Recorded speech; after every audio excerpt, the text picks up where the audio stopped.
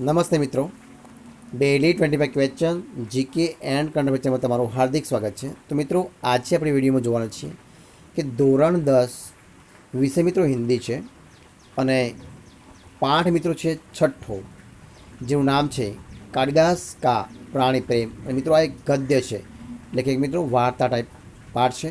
તો મિત્રો એ ગદ્ય ટાઈપ જે મિત્રો પાઠ છે કાલિદાસ કા પ્રાણી પ્રેમ, એ પાઠનું આપણે આ વિડીયોમાં સ્વાધ્યાય જોવાના છે. તો સ્વાધ્યાયના સંપૂર્ણ જે પ્રશ્નો છે એનું સોલ્યુશન મિત્રો આપણે વિડીયોમાં જોવાના છે. તો મિત્રો વિડીયો પૂરેપૂરો જોજો. જો તમને વિડીયો ગમે તો એને લાઇક કરજો, કોમેન્ટ કરજો, તમારા મિત્રોને વિડીયો શેર કરજો, અને છેલ્લે ચેનલમાં નવા હોય ચેનલ સબસ્ક્રાઈબ ન કરી હોય તો એને સબસ્ક્રાઈબ કરવાનું ભૂલતા નહીં. તો મિત્રો આપણે શરૂઆત કરીએ છીએ વિડીયોની. તો જોઈએ મિત્રો, પ્રશ્ન એક મિત્રો તમારી સમક્ષ રાખું છું. જોઈએ મિત્રો, જેટલા પ્રશ્નો આપણે મળ્યા છે એટલા પ્રશ્નો તમારી સમક્ષ મૂકવાના પ્રયત્નો કરું છું. तो જોઈએ, प्रश्न एक है मित्रों, नीचे निम्नलिखित प्रश्नों के उत्तर 4-5 वाक्यों में लिखिए. तो जो मित्रों प्रश्न पहलो है शू है, प्रश्न एक है मित्रों, જોઈએ शू है प्रश्न एक, જોઈએ. हाँ, कि घायल हरिण शावक को बचाने के लिए कालिदास ने क्या क्या किया. तो जो मित्रों ये जवाब, राजपुरुष दंतुल के बाण से घायल होकर हरिण शावक अपनी जान बचाने के लिए उलौंजे से भरता हुआ कालिदास की गोद में आ गया था. तब कालिदास ने उसे अपनी गोद में समेटकर उसके घायल बदन को सहलाते हुए उसे तरह तरह से सांत्वना दे दी थी. ठीक उसी तरह जैसे वे किसी घायल बच्चे को पुचकार कर धीरज बांध रहे हो, मल्लिका के घर उन्होंने उसे दूध पिलाया, जिससे उसे राहत मिली. और मल्लिका के घर महापुरुष ने हरिण शावक को अपनी संपत्ति बताते हुए कालिदास से उसे सांप देने का हठ किया. तो कालिदास ने स्पष्ट शब्दों में उसे जवाब दिया कि इस क्षेत्र में आखेट नहीं होता है और यह हरिण शावक पावर्त्य भूमि की संपत्ति है. कालिदास अंतः में राजपुरुष की परवाह नहीं करते हुए और घायल हरिण शावक को अपने साथ लेकर अपने घर जाने के लिए निकल पड़ते हैं. इस प्रकार कालिदास ने हरिण शावक को बचाने के लिए हर संभव प्रयास किया है. दूसरा सवाल, कालिदास हरिण शावक को क्यों बचाना चाहते थे.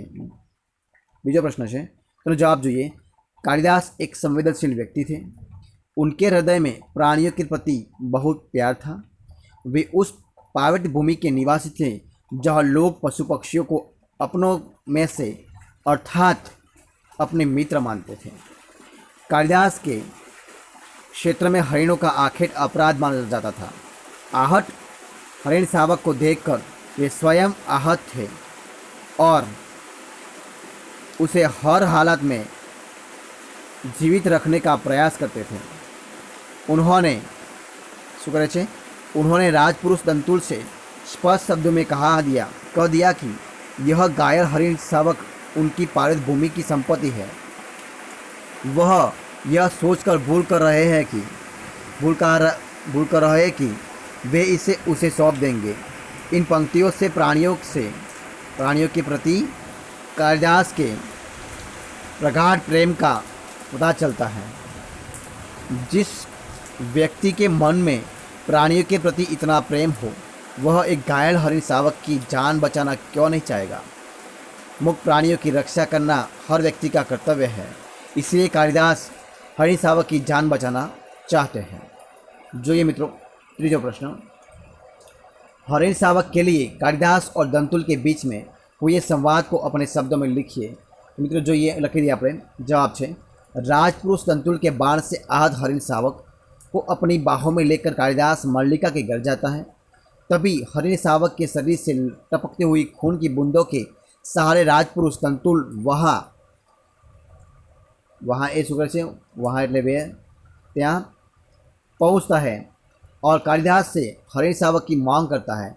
इस बात को लेकर दोनों के बीच संवाद होता है. वो क्या संवाद होता है वो लिखिए. दंतुल कालिदास से कहता है कि वे उनके बाण से आहत हरिण शावक को उठा लाए हैं. वह उसकी संपत्ति है, इसलिए वे उनकी संपत्ति लौटा दें. इसके जवाब में कालिदास कहते हैं कि जिस क्षेत्र में उसने हरिण शावक पर बाण चलाया है उस प्रदेश में हरिणों का आखेट नहीं होता, वह बाहर से आया है, इसलिए उसे इस जुर्म के लिए अपराधी नहीं माना जा रहा है। यही क्या कम है? दंतुल फिर कहता है कि अपराध का निर्णय क्या उन जैसे ग्रामीण करेंगे? वह राजपुरुष के लंबे अधिकार की गौस जमाता है और हरिण शावक को अपनी संपत्ति बताते हुए देने के लिए कहता है। तब कालिदास कहते हैं कि हरिण शावक पावन भूमि की संपत्ति है। इसके बाद कालिदास घायल हरिण शावक को लेकर अपने घर रवाना हो जाते हैं। जो ये मित्र हो प्रश्न नंबर मुख्य बीजों निम्नलिखित प्रश्न में से उत्तर 2-3 वाक्यों में देखिए। तो जो ये मित्रों, माँ के स्पष्ट होने के पीछे मल्लिका क्या अनुमान लगाती है? मल्लिका कालिदास के साथ बरसात में बाहर गई थी, इसलिए वह बुरी तरह भीग कर घर लौटी थी। मल्लिका अनुमान करती है कि उसकी माँ के स्पष्ट होने का यही कारण है। बीजा प्रश्न जो ये मित्रों, दंतुल कौन था? वह मल्लिका के घर कैसे पहुंचा? तो दंतुल उज्जैनी राज्य का राजपुरुष था। उसके बाण से एक हरिण शावक घायल हुआ था। घायल हरिण शावक अपनी जान बचाने के लिए कालिदास की गोद में आ गया था। कालिदास उसे लेकर मल्लिका के घर आ गए थे। रास्ते में हरिण शावक के टपकते खून को देखते हुए राजपुरुष दंतुल अपने शिकार को खोजते हुए मल्लिका के घर पहुंचा था। ठीक है। जो मित्र प्रश्न नंबर 3, मल्लिका ने दंतुल को हरिण शावक के लिए हठ न करने के लिए क्यों कहा? जो मित्रों એનો જવાબ જોઈ લઈએ। तो मित्रों એનો જવાબ છે શું? જવાબ છે કે દંતુલ કાલિદાસ શું કહે છે? દંતુલ કાલિદાસ से घायल हरिण शावक लेने पर अड़ा हुआ है। तब मल्लिका ने दंतुल से कहा कि तुम्हारे लिए घायल हरिण शावक को पाना अधिकार का प्रश्न है, जबकि कालिदास के लिए उसे न देना संवेदना का प्रश्न है। अधिकार के प्रश्न से संवेदना का प्रश्न अधिक महत्वपूर्ण है। इसीलिए मल्लिका ने दंतुल को हरिण शावक के लिए हठ न करने के लिए कहा है। जो मित्रों हमें तीसरा प्रश्न नंबर 4, कालिदास दंतुल को अपराधी न मानने के लिए क्या तर्क देते हैं? तो जो मित्रों एनो जवाब જોઈએ। राजपुरुष दंतुल ने जिस क्षेत्र में हरिण शावक का आखेट किया था उस क्षेत्र में हरिणों का आखेट करना मना है। राजपुरुष दंतुल बाहर से आया था, इसलिए उसे यहाँ के नियम की जानकारी नहीं थी। कालिदास दंतुल को हरिण शावक का आखेट करने के लिए अपराधी न मानने के लिए यह तर्क देते हैं। जो मित्र प्रश्न नंबर 5, उज्जैनी की राज्यसभा कवि कालिदास का सम्मान किस तरह करना चाहती है? तो जो ये मित्रों, उज्जैनी की राज्यसभा का प्रत्येक व्यक्ति ऋतुसंहार के लेखक कवि कालिदास को जानता है। सम्राट ने स्वयं ऋतुसंहार को पढ़ा है और उसकी प्रशंसा की है। इसीलिए उज्जैनी की राज्यसभा कवि कालिदास को राज्य कवि का सम्मान देकर उन्हें सम्मानित करना चाहती है। जो ये मित्र प्रश्न नंबर 3, निम्नलिखित कथनों का आशय स्पष्ट कीजिए। नंबर 1, तुम्हारे लिए प्रश्न अधिकार का है, उनके लिए संवेदना का। तो जो ये प्रश्न व्यापक जवाब, तो शिकारी व्यक्ति और किसी की जान बचाने वाला दोनों में बहुत फर्क होता है। शिकारी को शिकार करने, किसी के प्राण लेने में कोई झिझक नहीं होती, बल्कि वह इसे अपनी बहादुरी और मनोरंजन के रूप में देखता है। वह शिकार करना अपना शौक मानता है और शिकार पर अपना अधिकार मानता है। पर संवेदनशील व्यक्ति का हृदय किसी घायल प्राणी को देखकर द्रवित हो उठता है। वह उसका प्राण बचाने के लिए अपनी जान लड़ा देता है। अधिकार जताने वाला व्यक्ति प्राण लेने पर खुश होता है, जबकि संवेदनशील व्यक्ति किसी की जान बचाकर खुश होता है। यदि कोई किसी को प्राण दे नहीं सकता है तो उसे किसी का प्राण लेने का भी कोई अधिकार नहीं है। तो इस वाक्य का सारांश है। बीजों, यह हरिण शावक इस पार्वत भूमि की संपत्ति है। राजपुरुष और इसी पार्वत भूमि के निवासी हम इसके सजातीय हैं। तो एनो जवाब पर जो मित्रों, पार्वत्य क्षेत्र में मनुष्य और पशु पक्षी में कोई अंतर नहीं है। दोनों प्राणधारी हैं और घायल होने पर दोनों को ही दर्द होता है। जो ये आगे, इसलिए पर्वतीय भूमि में मनुष्य और पशु पक्षी में सजातीय रिश्ता है।